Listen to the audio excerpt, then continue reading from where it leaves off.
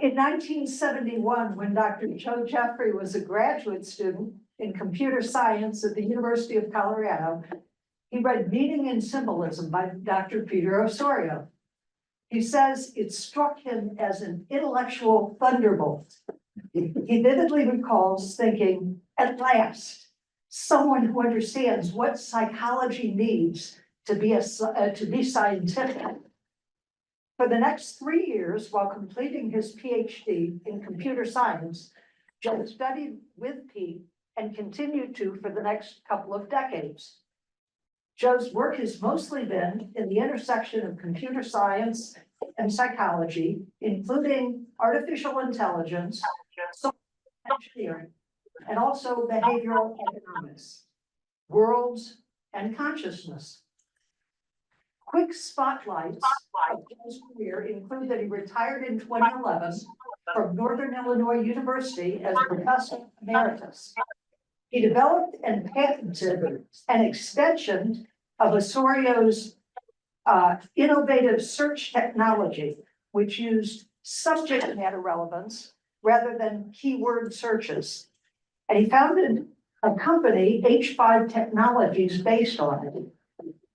Joe has served as president of the Society for Descriptive Psychology 3 times, and he enjoys using DP to clarify confusing, ill-formulated concepts and ideas. He likes working on hard, puzzling problems.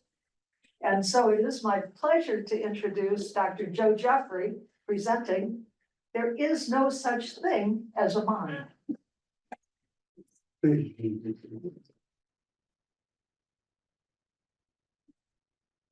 Technology good. Oh, wow. Thank you all for being here. Good morning. Thanks for taking some of your Sunday morning on this rainy autumn morning. At least you're not sacrificing beautiful Colorado skies. What's happening here?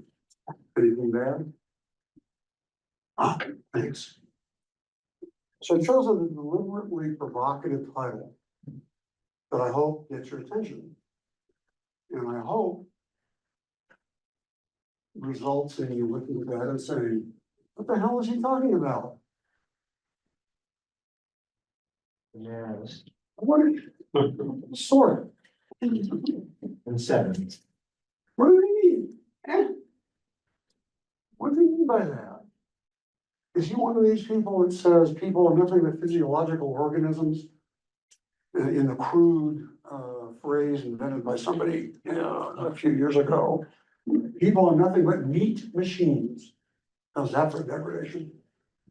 That what we call knowing, values, morals, memories, etc.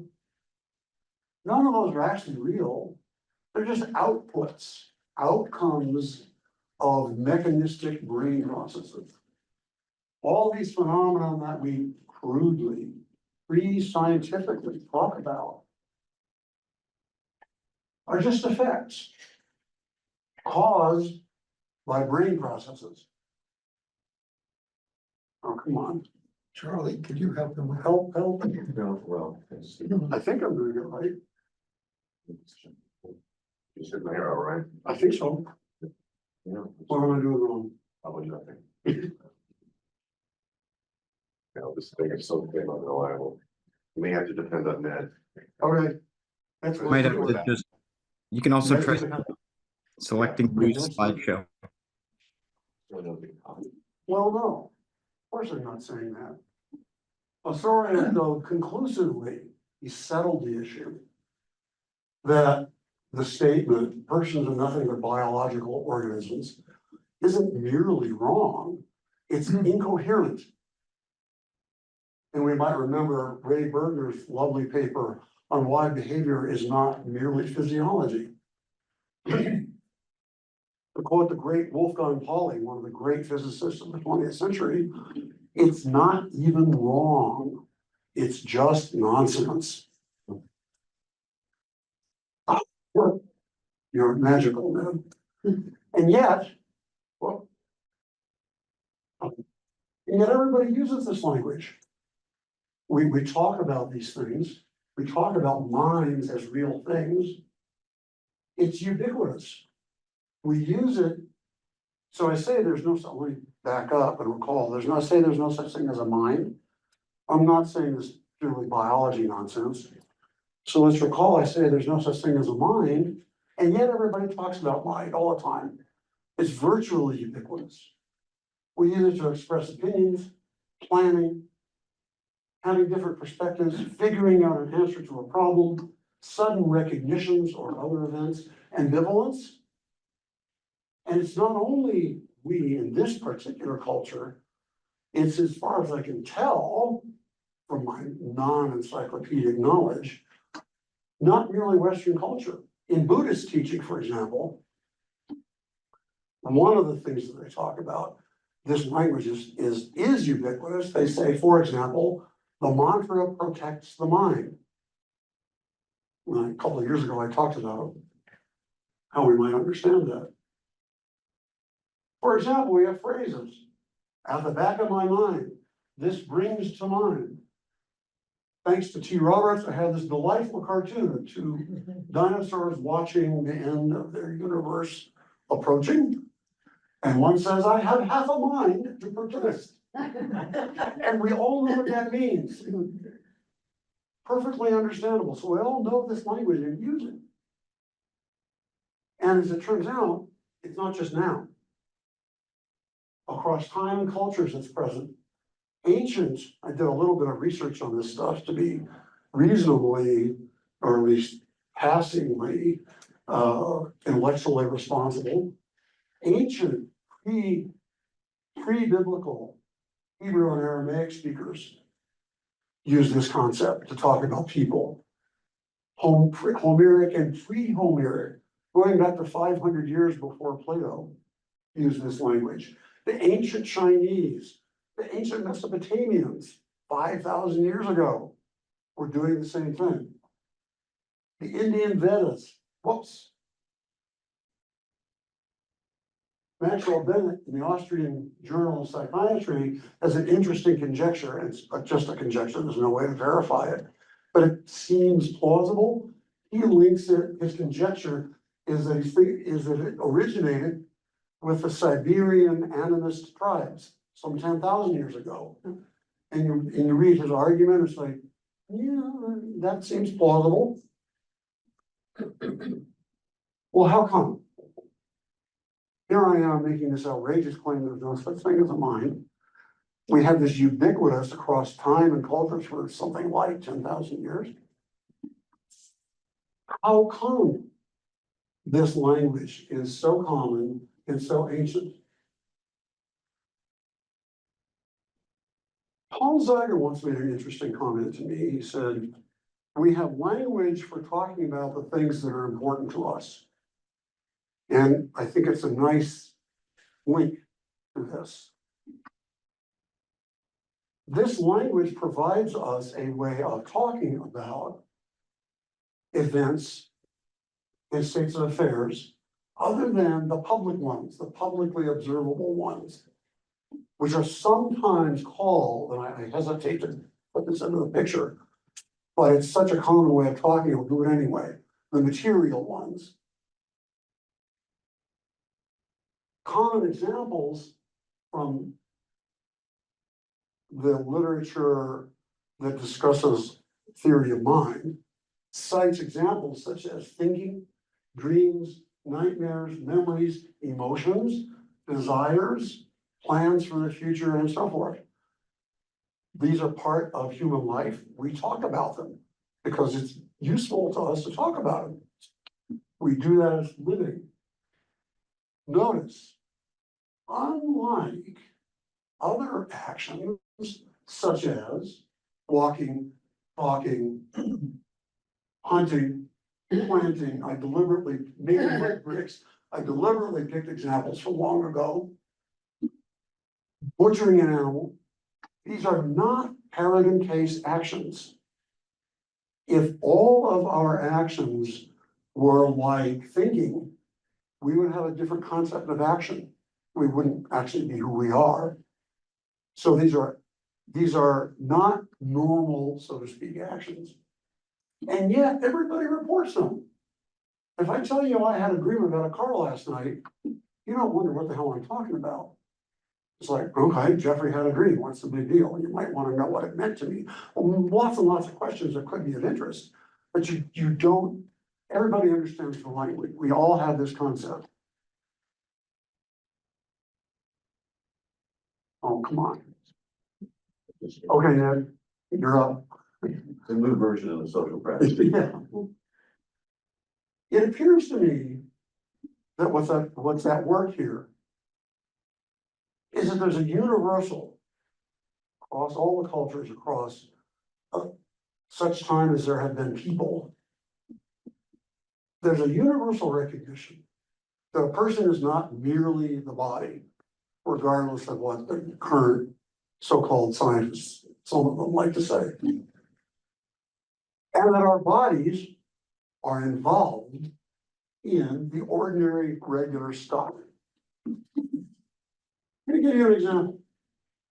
Watch this.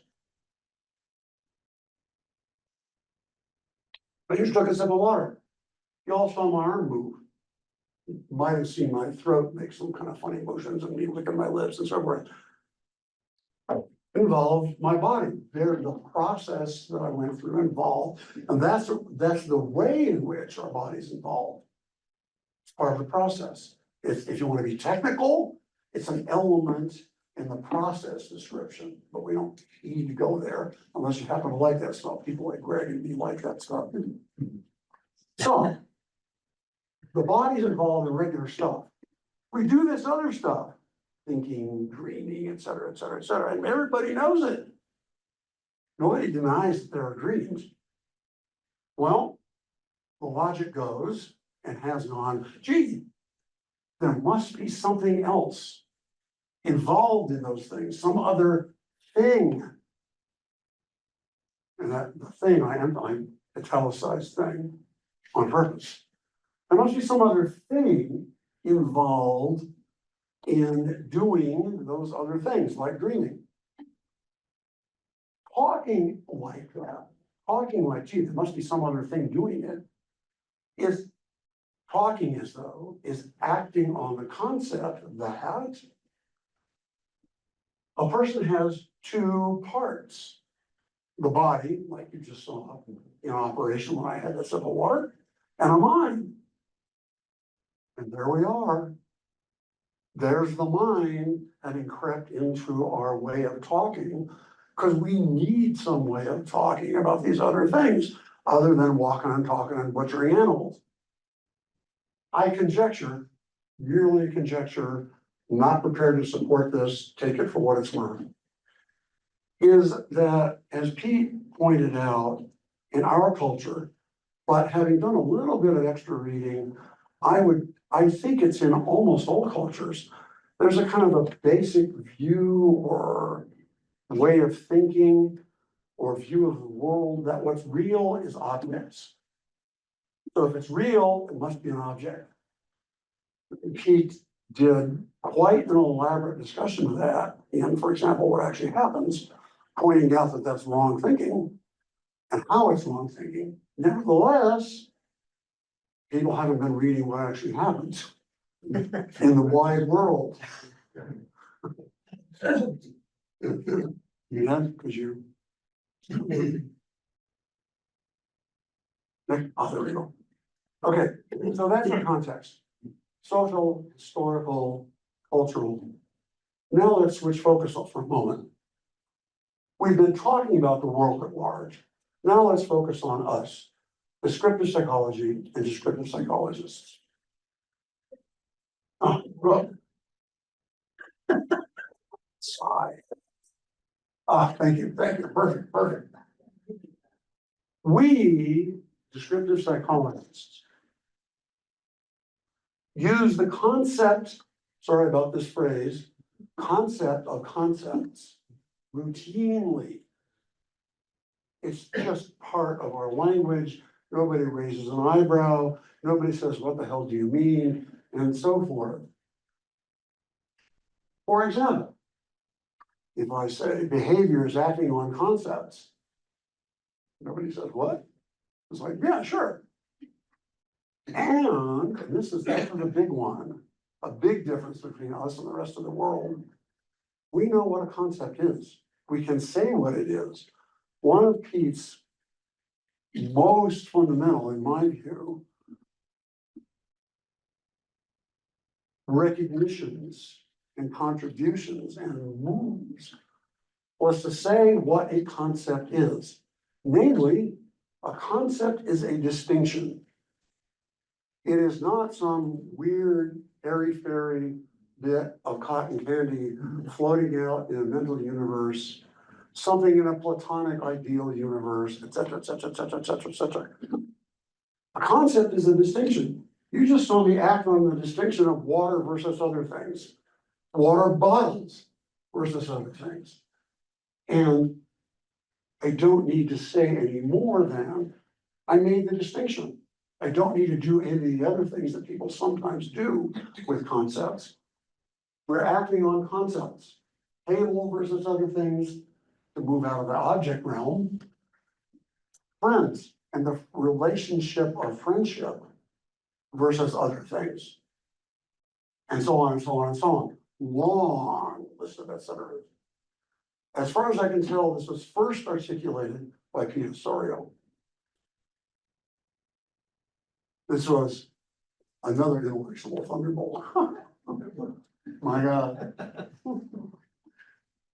So what's the value of that? What's the payoff of being able to say what a concept is and talk about concepts, knowing what they are?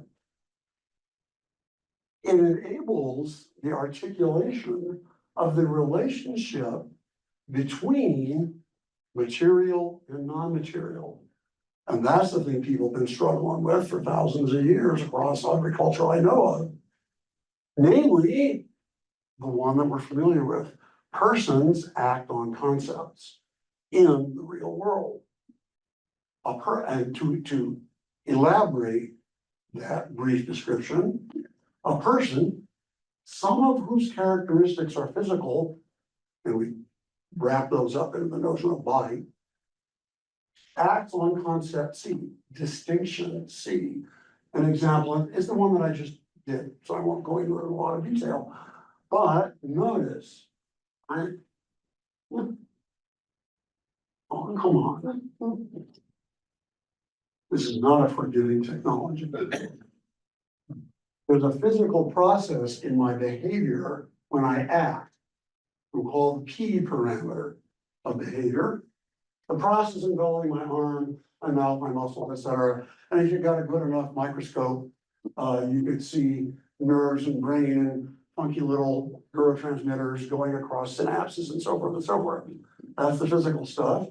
And you see me acting on something that's not physical at all. The distinction between the concept of water, the distinction of water versus other things. I know it was water, not gin, not beer, et cetera. Without that articulation, a person in concept, we got trouble. And the world's got that trouble because it ain't got that articulation of person and behavior and concept.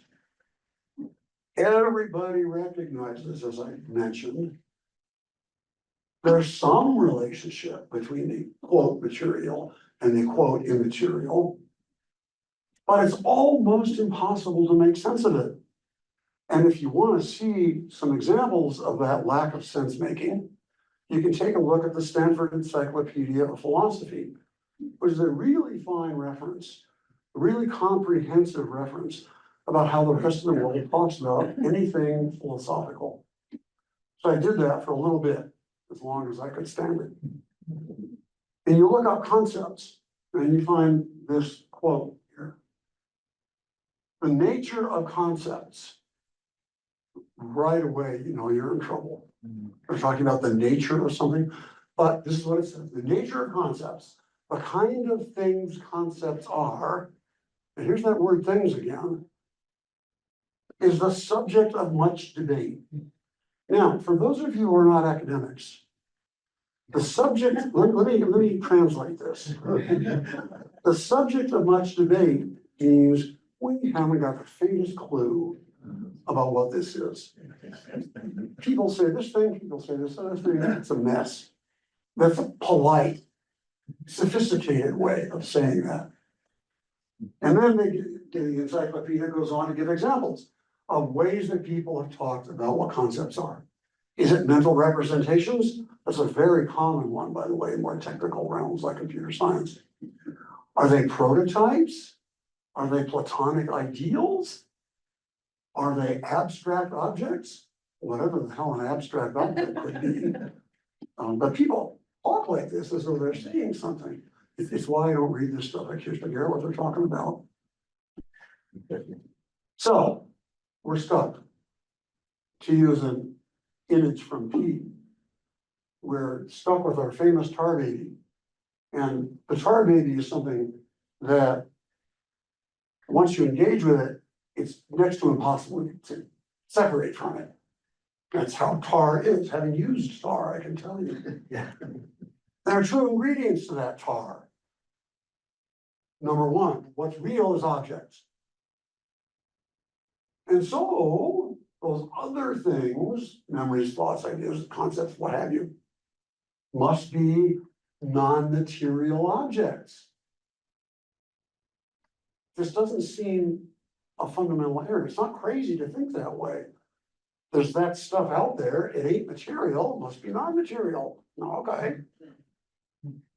So, just like we have a body, a mechanism, and it's certainly a mechanism that carries out processes, there must be some other thing, that's why I've got it in red, that operates on those non-material things. Voila, the mind. We got a nice label that we're gonna call that thing the mind.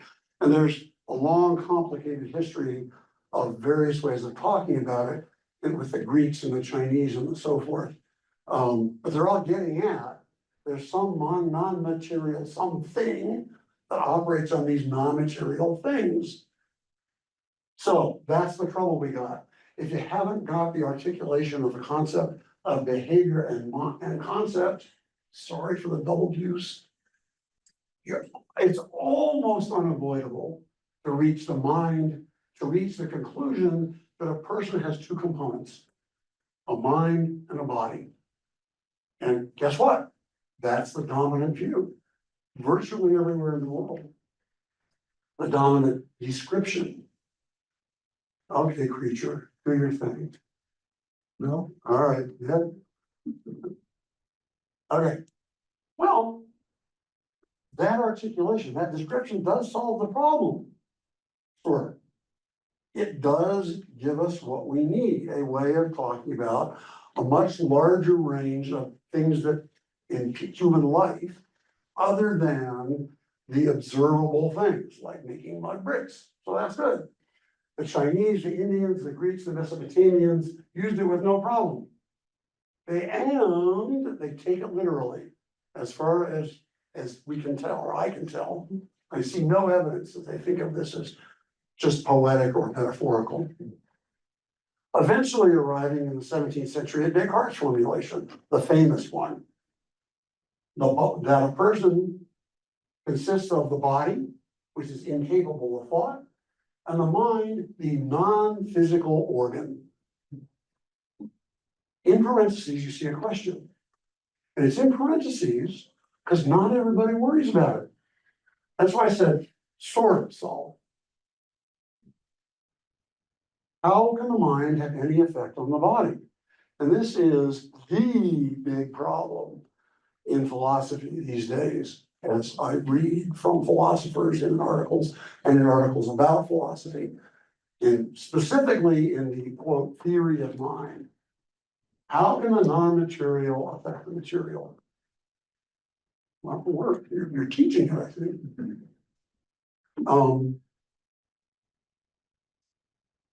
For many purposes, including ordinary conversation, like the one between our dinosaurs, it's not a problem. I talk about I have two minds. I have half a mind to do this, Nobody's like, okay, fine.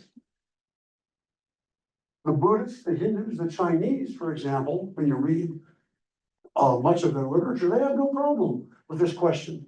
How does the immaterial affect the material? They don't sweat it. They just say, well, I don't know, it does. And when you read the Hindu or Buddhist mystical literature, they just say it does. All right, but there's another principle involved here. That principle is to insist on, to highly value having a consistent, systematic articulation of the whole story about people and behavior. If that matters to you, then the problem isn't solved. Because if you value this consistent story, then you have to address as acting on your value. Okay, so what is this relationship between the mind and body, the immaterial and the material organs? How exactly can the immaterial mind affect the material body? Who asks that? Well, anybody who wants a consistent, systematic, precisely defined set of concepts for talking about people. Scientists, psychologists, philosophers, and lots of ordinary people who aren't in particular, don't follow those professions, but they're of an analytical bent. They like saying, well, you know, how does that work? And what's the story? And how could that possibly be? They like to understand, we sometimes say. So today, that question, how can the mind have an effect on the body, remains unanswered. And this is what all the Stanford Encyclopedia would tell you, for example.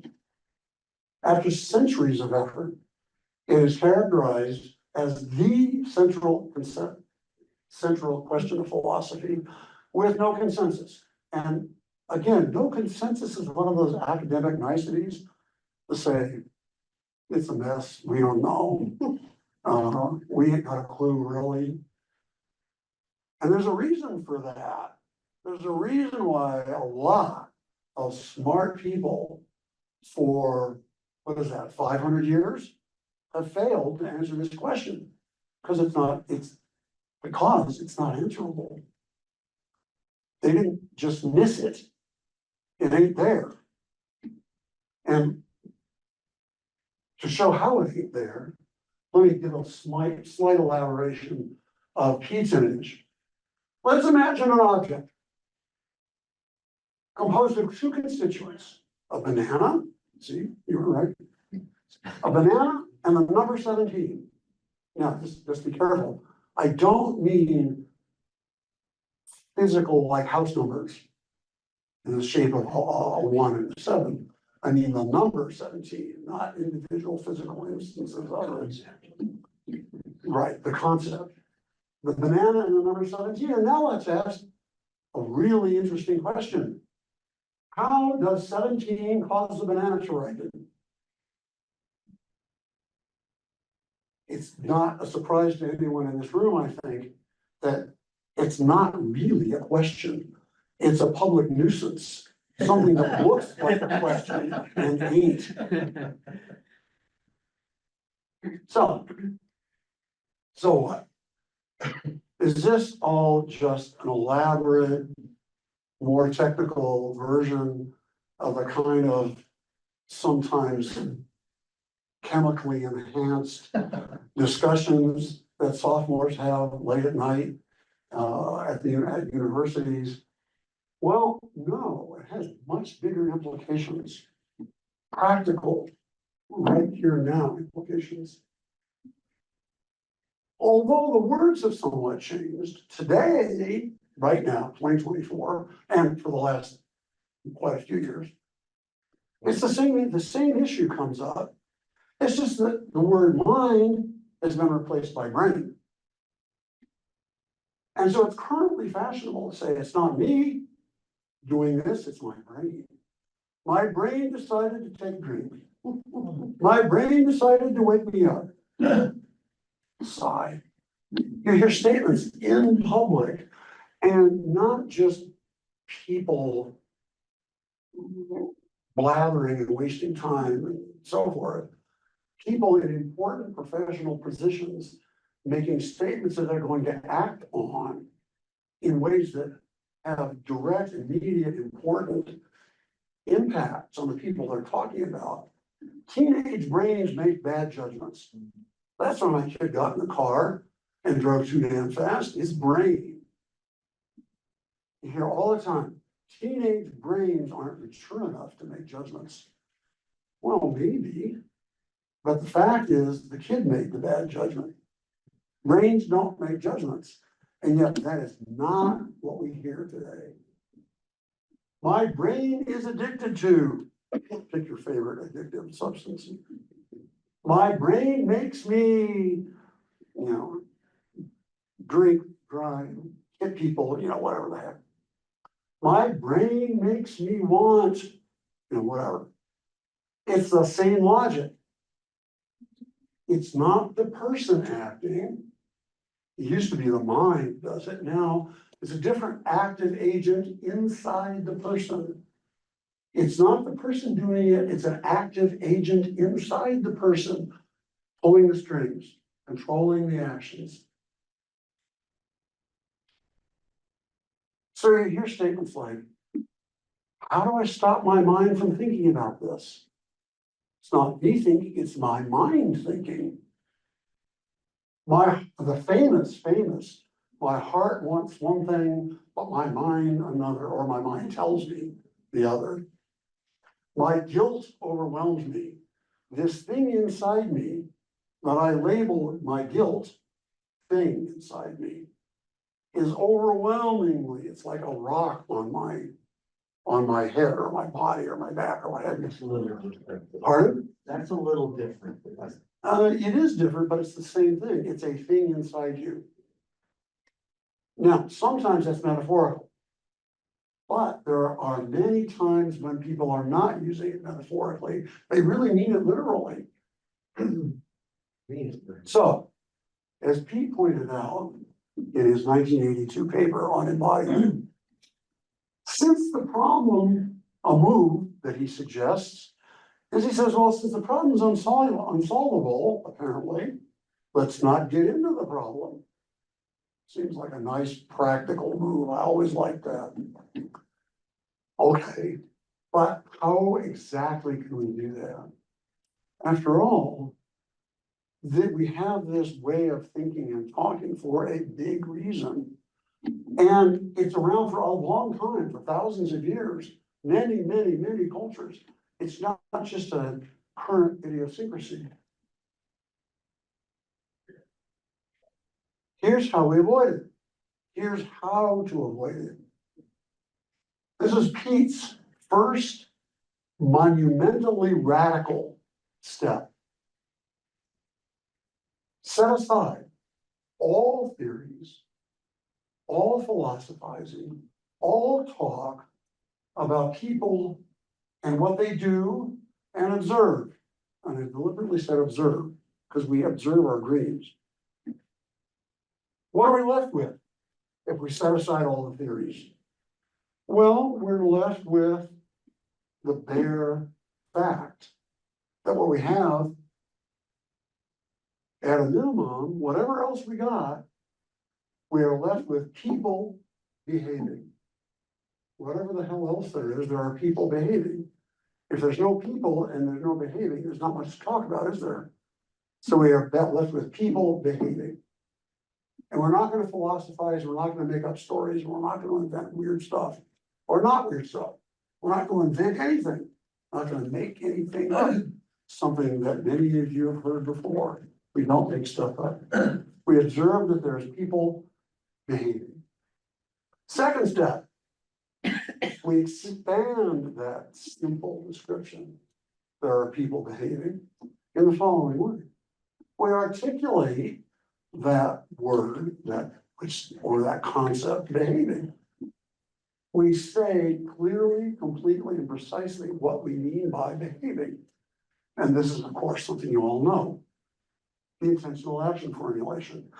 And because it's tempting for many people to say, oh, you're making stuff up. If you said you weren't gonna make anything up, but here you are making up this long string of letters with brackets around them. Isn't that a theory? No, it's not. We are articulating the concept that we, people, already share, already have in common. And we say, okay, what we mean by behavior and have always meant by behavior is this thing with 8 different facets, aspects. So here's an example. Again, I deliberately picked one from an imagined ancient time. Mary slew an elk with a spear. That's a behavior description. Here's a more elaborate description. The individual is Mary. What Mary wants is for the elk to be dead. Mary is distinguishing between the elk and other things, dead and not dead, spears and other things. Concepts Mary's acting on. Mary knows how to throw a spear powerfully, effectively. I mean, I couldn't do it. Process, the observable performance, sometimes called physical, but I don't use that because that would imply that what's observable is what's physical, and that's an error. It's the observable process of throwing the spear. And of course, the elk is dead. Characteristics, well, I made up a few, they could vary. Mary likes it. She's good at it. She's strong, and so forth. What's Mary doing by doing this? Supplying food for the tribe. So that's our second step, articulating what we are saying by saying this is what she did. Now, that's all pretty familiar stuff, I think. Now, let's work with those parameters. And when we work with them, we get some interesting results. As Pete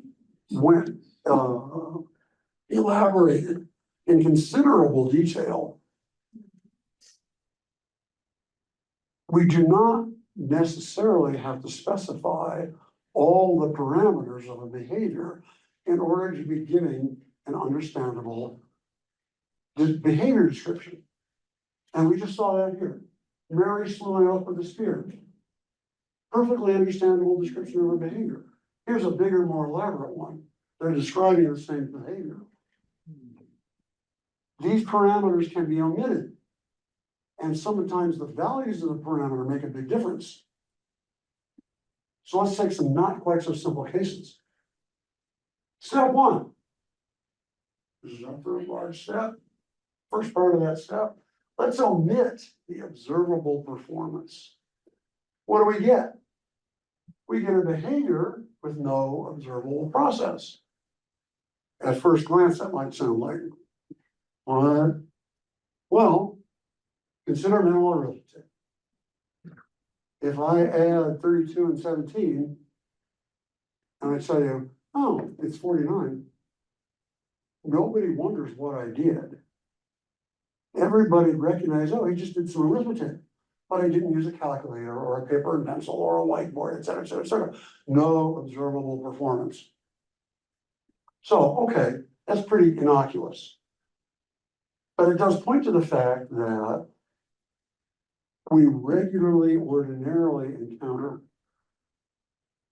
behaviors that don't involve an observable performance. Now let's make a second move. What is that? How can we make sense of the statement? Last night, I envisioned standing in front of you giving this talk. Well, envisioning means I saw something. Really? But I wasn't standing in front of you, was I? So did I really see it? Yeah, you bet. I saw it, but it was private. I saw something was not a public the observable thing, but people observe things that are private observations all the time. That's what experience is observing things that are private to you. My sensation in my left thumb right now is that I can observe it, but Ray can't. He might observe me acting on it in some way. It's a private observation, it's not a public one. So I'm observing some state of affairs. The A parameter is that the person sees it, but the thing they see is private. And again, I'm gonna recall Ray's lovely work on private social practices. This is not a mysterious thing, it's just things that other people can't see. And let's make one last change now. And now we'll really move out of the ordinary realm. Blow your mind. Well, I hope not. And maybe not even confuse you. Let's make another change. Let's remember that one of the personal characteristics in the behavior description is state. Let's look at a different state. Let's look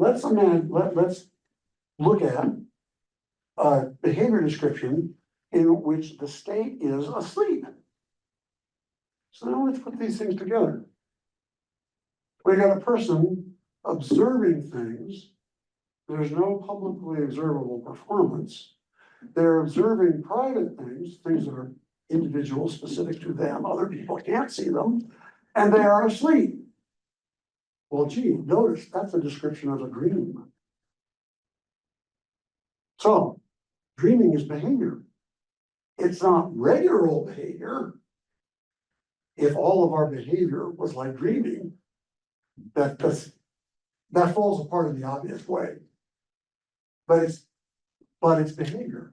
So we've arrived at an interesting principle. These things that people have struggled to articulate for thousands of years, because we all observe that they happen, but not involving body, but publicly observable.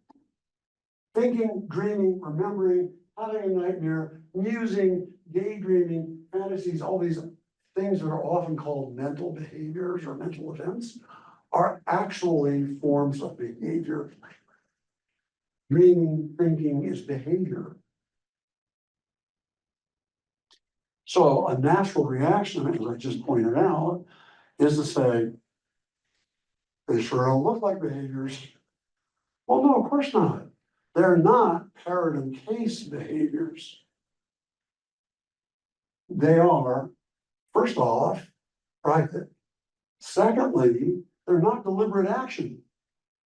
And in the parrot case, in the almost universal case, behavior is deliberate. I know what I'm doing and choose to do it. Dreaming, in the ordinary concept of dreaming, is not deliberate action. There is this thing called, what is it, conscious dreaming or lucid? Lucid, thank you. Dreaming, that's a different behavior.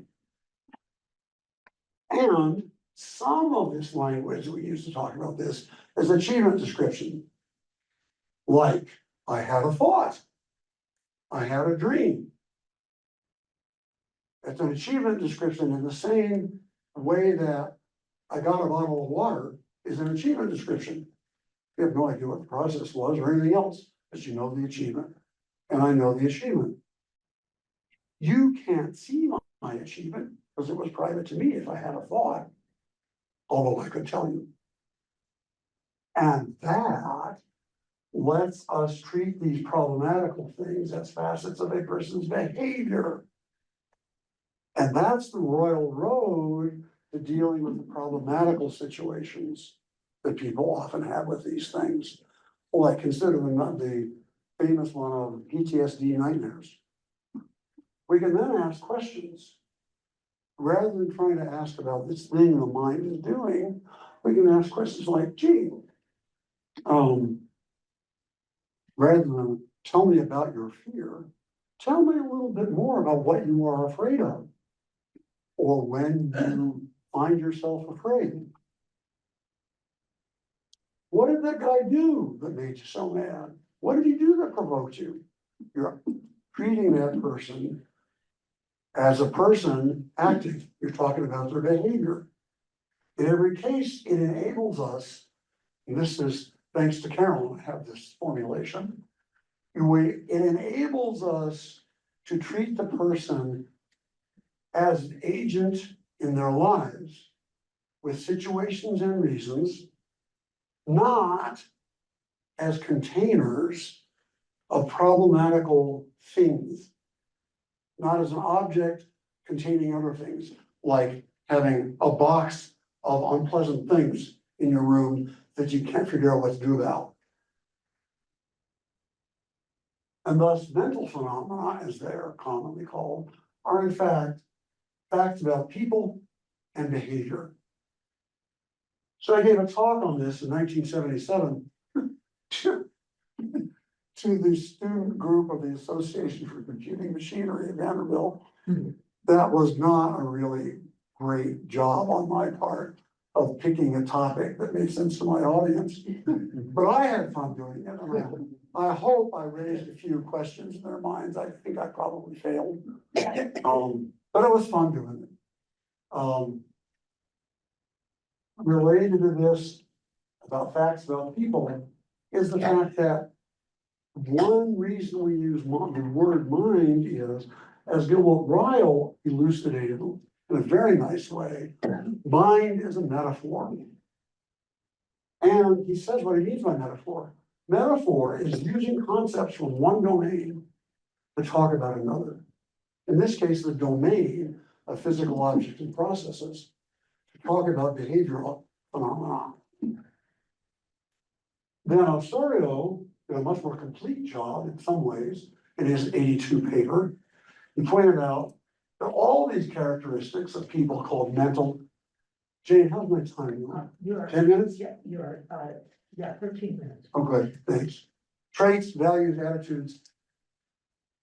Those are behavioral facts. They're behavioral, as he pointed out in a number of places quite thoroughly. Traits, attitudes, values are statements about patterns of a person's behavior. Somebody with, for example, a classic, we say somebody has high trait hostility. If he behaves in an angry way everywhere in his life, in all of his actions. It's not a thing, a trait that he has. Notice the grammar. In his mind, it's a statement about a pattern of his behavior that extends across his whole life. That includes self-concept, one of the ones that people who worry about concept of mind and theory of mind talk about. As Pete elucidates, one's self-concept is the position in the world one treats oneself as having. There's nothing, quote, mental or immaterial there. It's your place. And notice how immediately understandable it is. And not just because we're descriptive psychologists. You go out and talk to somebody else, pick a random person, and if you have this kind of conversation, you talk about somebody's place in the world, or boy, you got a lousy place in the world these days. They don't say, what are you talking about? It's like, oh yeah, they know instantly what you're talking about. Consciousness, what is it they call that? The big problem, the Hard problem. hard problem, thank you. People spend their careers and get paid to worry about the hard problem. How does the immaterial brain and the material brain produce the most immaterial thing imaginable, consciousness? Consciousness is the phenomenon characterized, I'm not saying this is the whole story, characterized by what you're conscious of, aware of, the position, and what you can see from your position, and what you are conscious as. And there's a great deal more to say. This is certainly not being offered as of the whole story. But this says, consciousness is a behavioral fact, a very large, elaborate state of affairs, with a lot to say and lots of interconnections, but it's not an immaterial thing somehow produced, well, somehow. And actually, and when you read what these people say, somehow is a polite version, if I'm being polemic, which sometimes I am, magically produced by the brain. And if you read what they're saying, they're essentially talking magic. And sometimes they have got a little bit of knowledge of physics, and they say, quantum entanglement. Well, I know what quantum entanglement is. I've read the real stuff. I mean, I've read Feynman physics. It ain't that. But it sounds really cool and sophisticated. It's really fancy magic. So this shows, no, it ain't magic at all. It's a set of behavioral facts. We are not, as several people have pointed out, including correctly Wynn, we are not the first people to talk this way.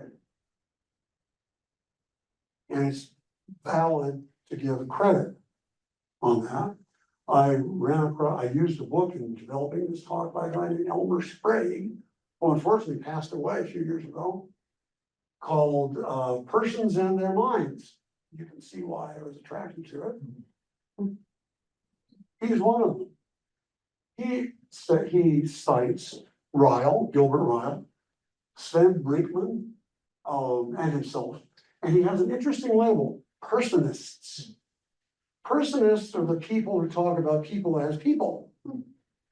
Seems reasonable. And he says it is an alternative school to mindism or mindists.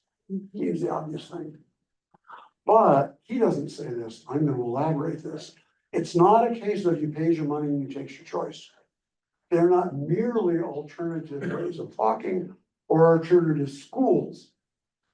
Because person and behavior are founded on the real world of persons and behavior. As we've seen, mind is not founded there. And we are a small minority. Many of us around, which Sprague comments on. I conjecture, this is my third conjecture of the talk. Most philosophers would agree with Sprague, and us for that matter.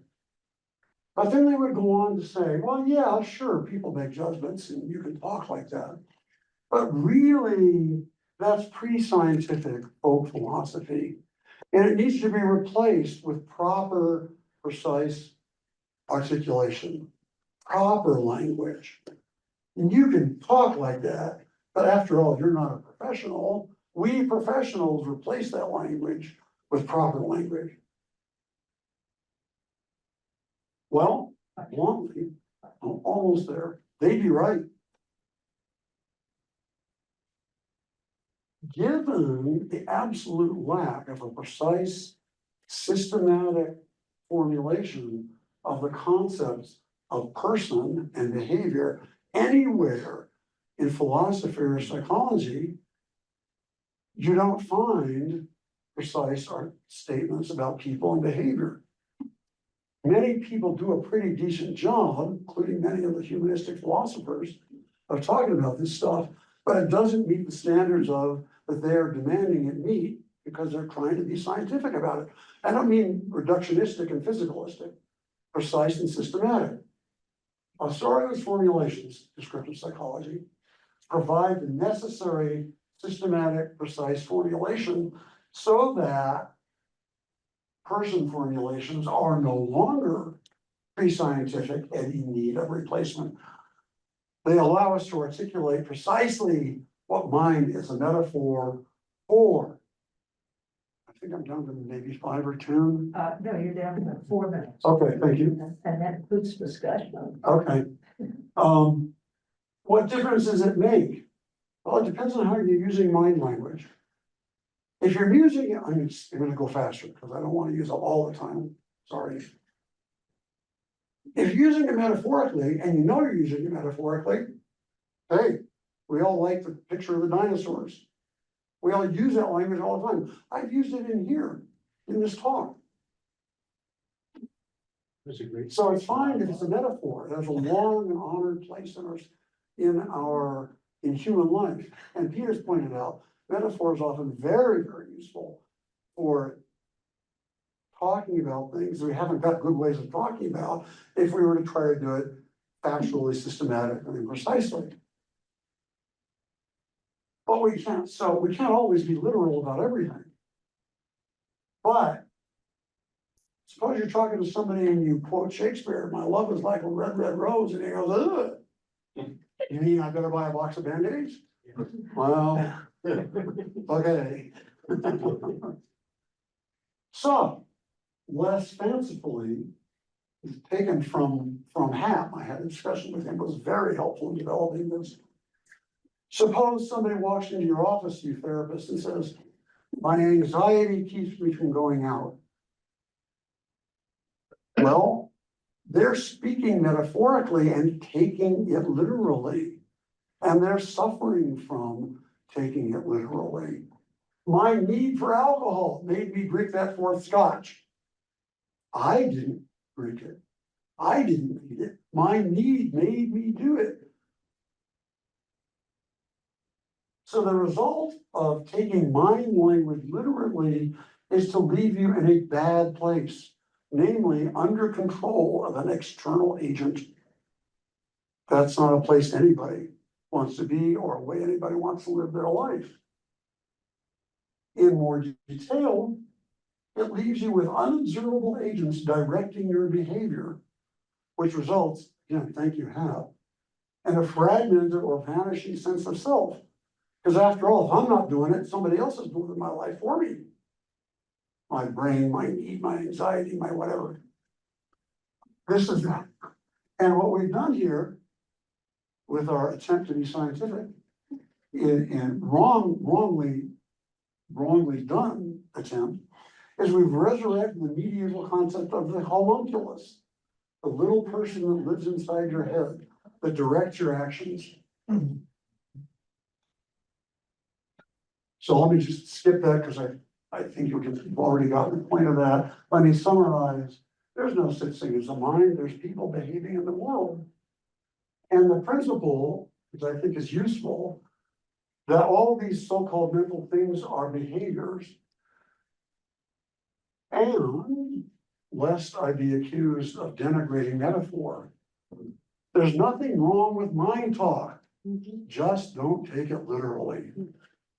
Thank you.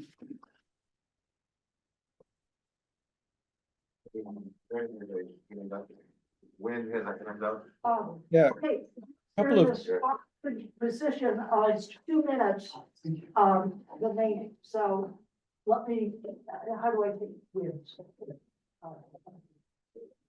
So if I could make a point about, can you hear me? Yeah. Two quick thoughts. Because of the private language controversy and problem, Osorio generally preferred, when you've been using the word private, he got more yardage on just saying personal because of the way in which those things tended to create that kind of problem.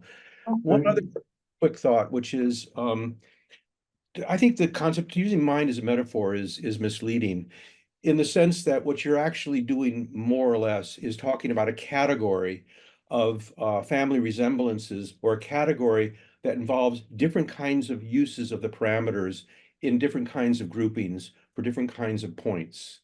Mind is, if you say mind is a thing, like a thing, well, then you might be in metaphor language, but mind serves as a category grouping for the phenomenology that When it may, but in fact, people talk about it as an object. they do. They talk about all Well, sorts of that's a shit. metaphor. And when you said, we made an interesting point, you said that people don't, want to talk about, another agent within them. I think actually the reason that Schaefer talked about these things as disowned responsibility is that people actually really want often to disown their own actions by talking about these little homunculuses or these agents within the agents. It serves When as I hate to cut in, but we're out of time, so, so I think other, discussion, unless we want to take, 2 more minutes out of a 10-minute break. But the problem is that people have slides and we need to stay on time because otherwise we're going to be cutting into other people's presentations. There's a fine tradition of taking the break, and anybody who wants to continue discussing the topic can do so. Exactly right. So,